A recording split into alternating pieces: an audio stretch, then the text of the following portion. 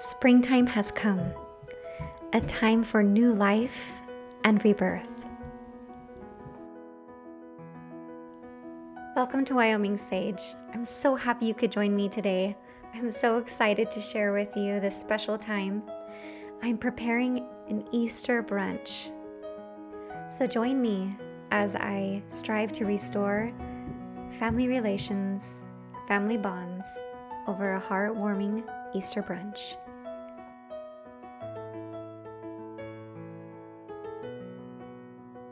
What's going to make this brunch a success is preparing ahead of time. So all of these recipes you can prepare 1 or 2 days in advance.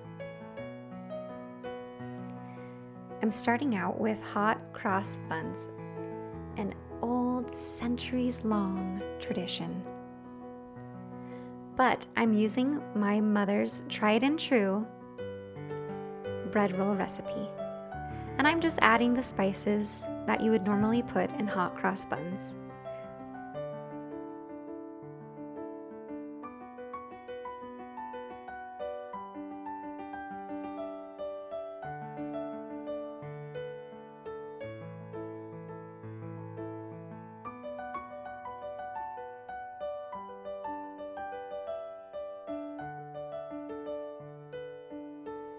The second proofing is done in the fridge. So you could put it in the fridge for overnight, or you could make this recipe in the morning and put it in the fridge during the day. And that's what I did. And while that's in the refrigerator rising, I'm going to get started on Joanna Gain's deviled eggs.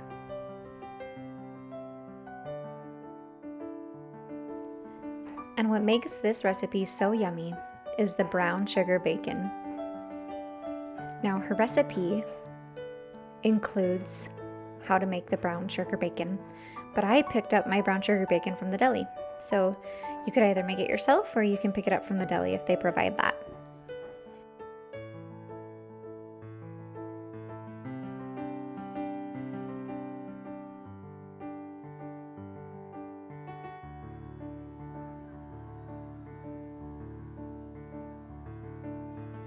After boiling my eggs, I always put them directly into cold water, and I even put them in the refrigerator until I'm ready to use them. And then I peel them under cold water, and that way the shell comes off just perfectly, which is really useful when you're making deviled eggs, because you want to keep that egg as perfect and whole as possible. And if not, then, well, put some filling on it and pop it in your mouth for a snack.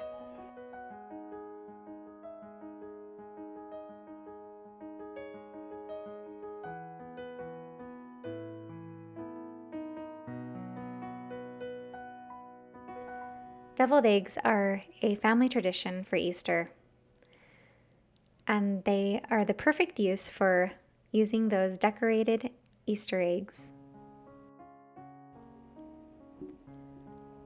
I'm especially glad to be sharing this recipe with you. This is a gluten-free carrot cake recipe. This gluten-free cake is made with almond flour and coconut flour. It's important to note that you should not substitute any other flours for this cake. You also use tahini, and if you don't have tahini, you can substitute with almond butter. There's no white processed sugar in this cake, so it is quite healthy. And it's perfect for those family members or friends who are unable to eat gluten or who are on a healthier lifestyle as well. And because this cake is quite wholesome, you can feel pretty darn good about eating it for brunch, or breakfast, or dessert, or anytime you feel like it.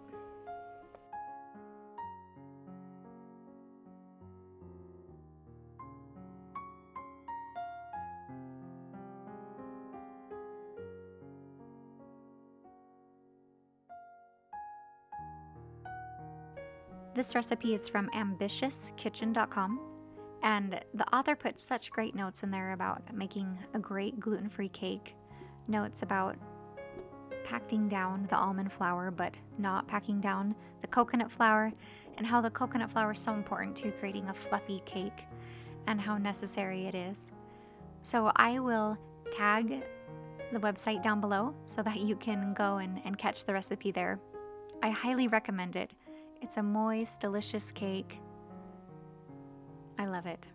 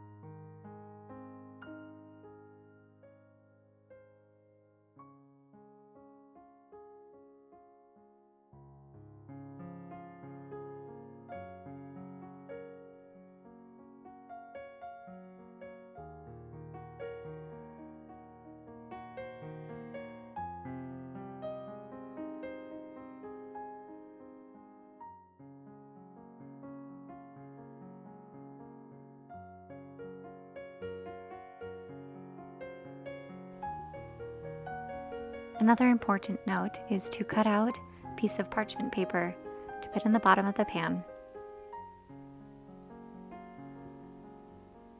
and then proceed to oil the pan. And that ensures that the cake will pop right out.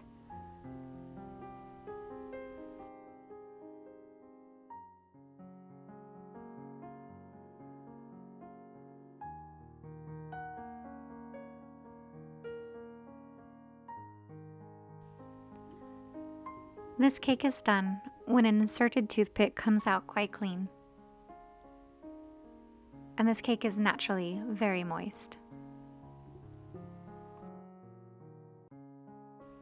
You could substitute the eggs to make this a vegan recipe, although I have not tried that. And just so that I'm not misleading you in any way, the frosting does have powdered sugar in it.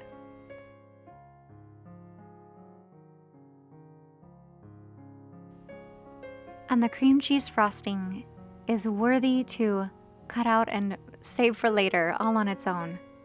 It is the best cream cheese frosting that I've ever had.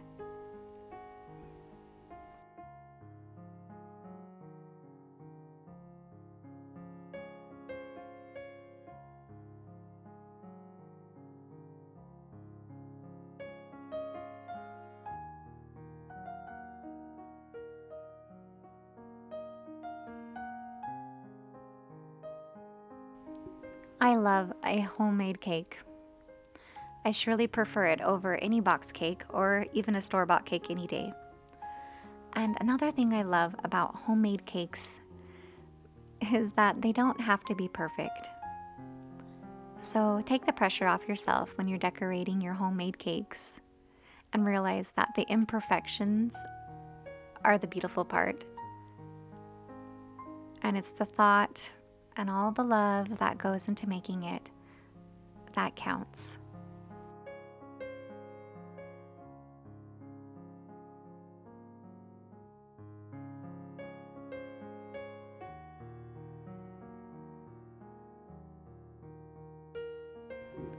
So it's been about 8 hours and my dough is ready to be formed. So I just let it sit on the counter to warm it up a little bit, and then I give it a good knead. And I'm just using a kitchen scale here to weigh out each roll to ensure that they're all about the same. I made them about 3 ounces each.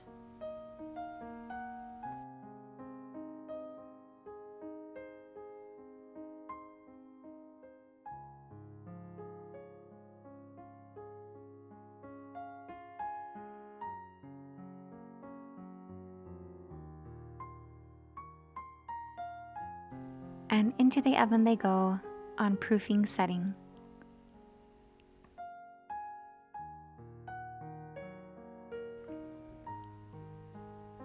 And next is the part that makes these hot cross buns so special. I am making a flour paste to form the crosses on top, and I'm just mixing flour and water It's important to get the consistency right here. If it's too runny, then it will run all over the roll. And if it's too thick, then it will form a hard, crusty cross. So you want somewhere in between. And I just put the paste into a Ziploc bag and snipped a corner to make my own piping bag.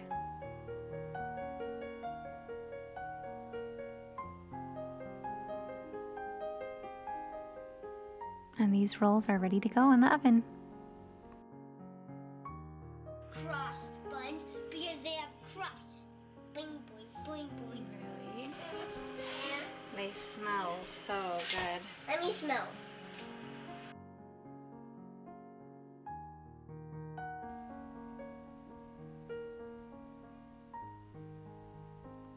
So, on Easter morning, all my preparations are pretty much done. And I'm just going to do the last minute touches by preparing the ham and cheese sandwich melts.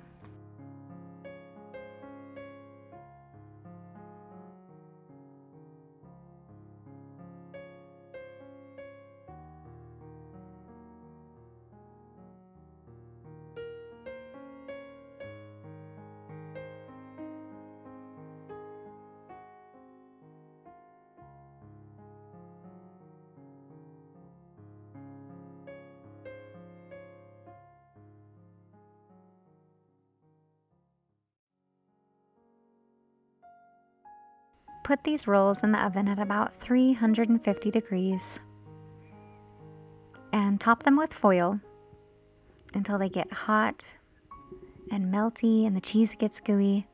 And then I'll just turn the oven off and take the foil off and let them keep warm until it's time to eat.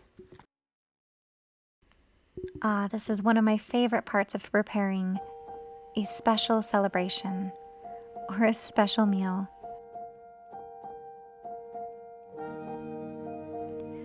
And I just like to keep it really simple, but elegant and beautiful. And so I'm pulling out grandmother's china and whatever else that's pretty in the china hutch. I've collected these vintage colored goblets over the years. And I figured that Easter time was the perfect time to use them. This table runner is actually just a scrap piece of fabric that I planned on making some throw pillows out of. And I've just topped our beautiful china plates with some colorful paper plates that I picked up from the grocery store. Makes for an easy cleanup.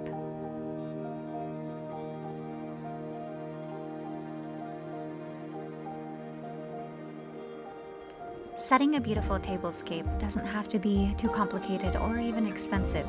You can use things that you have around the house, some vintage books, some beautiful inherited teacups.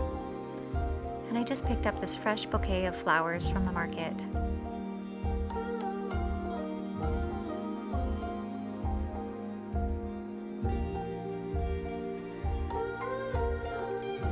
Putting fresh flowers on the table or bringing out special dishes that you only use a few times a year creates an environment that is special.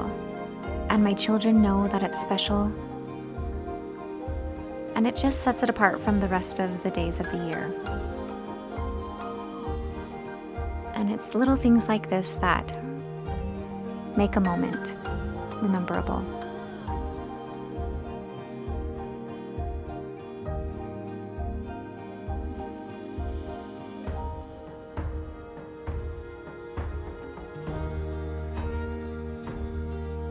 It's all the small things, all the simple things.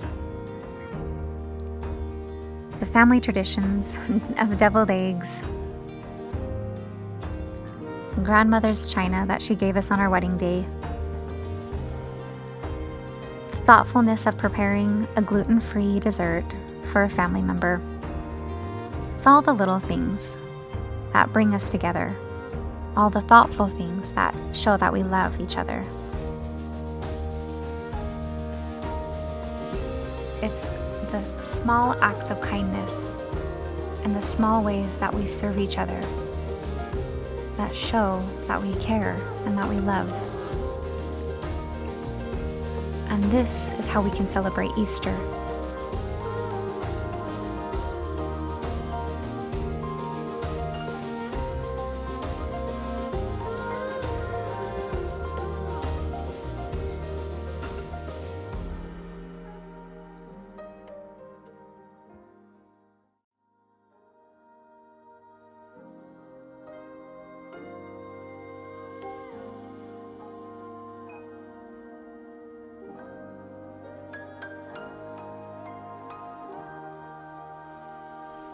Thank you for sharing this time with me today as I continue to restore my home, my family, and spirit. And if you're new to my channel, please join us by subscribing. I look forward to sharing more inspiring ideas with you, more uplifting videos with you. And may your holidays be blessed with love and kindness wherever you are in the world. Love you lots.